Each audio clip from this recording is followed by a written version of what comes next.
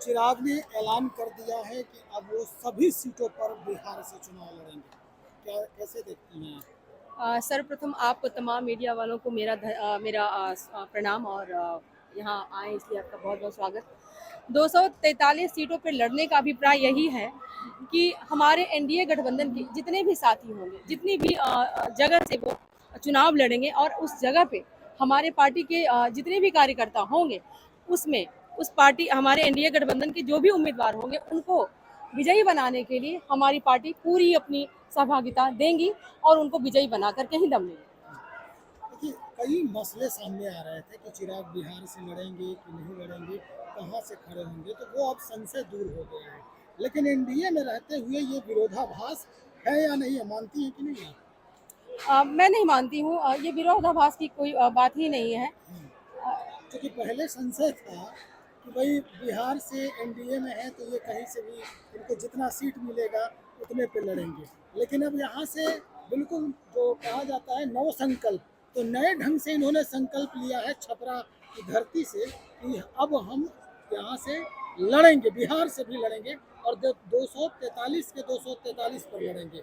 तो क्या ये विरोधाभास माना जाए एनडीए में रहते हुए इनका? नहीं नहीं नहीं, ये विरोधाभास है ही नहीं। मैंने अभी स्पष्ट रूप से आपको बताया है कि 243 सीटों पर लड़ने का मकसद ही यही है कि हमारे गठबंधन के जितने भी साथी होंगे उनको किस प्रकार से हम लोग अपनी पार्टी, हमारी पार्टी किस प्रकार से अपनी सहभागिता देकर विजयी बनाएंगे, इसी ओर हम लोग काम कर रहे हैं। अच्छा, क्या सीट तय हो गई चिराग पासवान की, क्योंकि जनसभा कर रहे हैं? क्या सीट तय हो गई है जो जनसभा आयोजन कर रहे हैं, या एनडीए की तरफ से जनसभा आयोजन हो रहा है? नहीं नहीं नहीं, ये हमारी पार्टी, हमारे राष्ट्रीय अध्यक्ष चिराग पासवान जी का निर्णय अभी आप लोगों तक बहुत जल्द आएगा, लेकिन बहुत जल्द आएगा। मुझे इसकी अभी जानकारी नहीं है कि कहाँ से कौन सीटें हम लोगों के मुहैया कराई जाएगी, वो मुझे अभी जानकारी। इसमें तो जनसभा जो की जा रही है, तो क्या सीट का तय है कि छपरा से भी कुछ सीटें मिलेगी लोजपा को, या फिर जहाँ जहाँ अभी जैसे कि पीछे कुछ दिन पहले आपने राजगीर में करवाया, मगध के क्षेत्र में, फिर शाहबाद के क्षेत्र में करवाया, फिर अभी छपरा के क्षेत्र में करवाया, तो क्या इन जगहों पे माना जाए कि लोजपा संभावित सीट उनको मिल सकती है? देखिए, मैं बता रही हूँ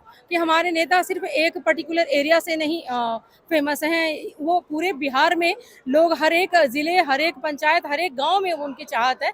तो इसलिए कहीं कोई सुनिश्चित नहीं है। जहां भी सीट मिलेगी हम लोगों को, उस पर हम लोग अपना 100% देंगे। तो ये सभा क्यों हो रही है? मतलब इस जगह सभा, मतलब कहिए कि क्षेत्र वाइज क्षेत्र जो सभा कर रहे हैं, करने का रीजन क्या है? अभी ना सीट का बंटवारा हुआ। अक्सर देखा जाता है कि चुनाव में जब सीट का बंटवारा होता है तो जहाँ सीट मिलती है वहाँ रैलियाँ और जो सभा होती है वहाँ संबोधित होती है। नहीं नहीं, तो ये हम लोगों का जो, देखिए आपने कुछ दिन पहले देखा होगा कि राजगीर में जो हम लोगों ने कार्यक्रम रखा था, बहुजन भीम संकल्प समागम, इसमें हम लोगों ने जितने भी हमारे बहुजन हैं, क्योंकि हमारे बहुजनों का वोट का ही हमारे नेता प्रतिपक्ष इस्तेमाल करके इतने दिनों तक राजनीति किए हैं, तो हम लोगों का यही कहने का मिलकर हमारे राष्ट्रीय अध्यक्ष जी का यही कहना था कि भाई इतने दिनों तक आपने कहाँ वोट किया और आपकी अभी दशा और दिशा क्या है और किस प्रकार से आपके वोट का दुरुपयोग करके अभी तक आप लोग, मतलब आप लोगों का जो जो उचित स्थान होना चाहिए था, उचित जगह पे आप लोगों की शिक्षा के माध्यम से आप या रोजगार के माध्यम से कहीं कुछ भी आप लोगों का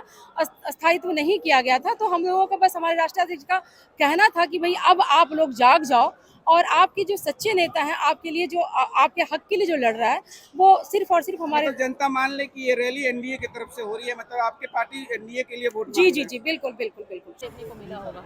तो अभी विधानसभा चुनाव होने जा रहा है। विधानसभा चुनाव, चूंकि हमारे राष्ट्रीय अध्यक्ष का ये सपना है कि यहाँ की महिलाएं और युवा विकास की ओर अग्रसर हों, विकसित बिहार का एक राज्य बने, इसलिए वो हम लोग काम कर रहे हैं, हमारी पूरी पार्टी काम कर रही है। तो आने वाले दिनों में बिहार की हर एक महिला आपको साक्षर और विकसित महिला के रूप में आपको देखने को मिलेगी। लेकिन महिलाओं और युवाओं को साधने के लिए विपक्ष लगातार प्रयास कर रहा है। तेजस्वी कलम बांट रहे हैं युवाओं को, वहीं पर सैनिटरी पैड बांटा जा रहा है कांग्रेस की तरफ से। इस पर क्या कहेंगी?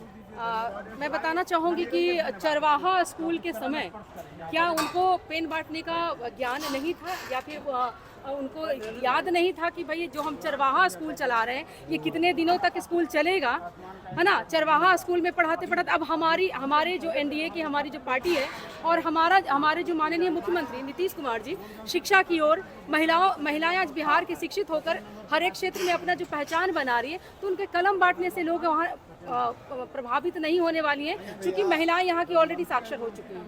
कांग्रेस जो बांट रही सैनिटरी पैड, उस पर क्या कहेंगे? देखिए कांग्रेस जो पहल की है उसके लिए मैं बताना चाह रही हूँ कि 75 साल भारत में उन्होंने राज्य किया। 75 साल में 55 साल उनका शासन चला आज़ादी के बाद, और उस शासनकाल में महिलाओं की शिक्षा, स्वास्थ्य और कानून व्यवस्था जो भी रही थी आप किसी से छुपी हुई नहीं है, ठीक है। तो अभी की जो स्थिति है, सैनिटरी पैड बांट देने से उनका ये नहीं होता है कि वो महिलाओं को सम्मान दे रहे हैं। जिस प्रकार से वो अपनी उस पैड के ऊपर अपनी तस्वीर लगा रहे हैं, तो वो क्या जताना चाह रहे हैं कि महिलाएं इतनी मतलब गई गुजरी है कि वो मतलब उनका सम्मान का उन्होंने ख्याल तक नहीं रखा। बहुत सारी ऐसी NGO संस्थान हैं जो ये कार्य ऑलरेडी कर रही है।